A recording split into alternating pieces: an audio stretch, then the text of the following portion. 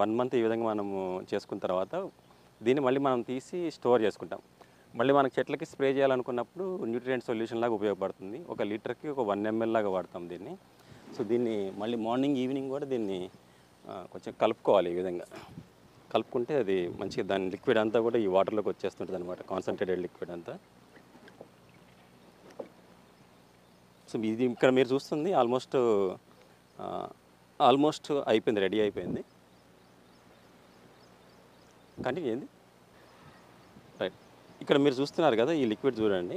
ఇది ఆల్మోస్ట్ మేము 1 మంత్ ముందు నుంచి స్టార్ట్ చేసాము. ఆల్మోస్ట్ రెడీ అయిపోయింది. రెడీ అయిన తర్వాతనే ఈ వైట్ కలర్ ఒకసారి దగ్గర చూపించు.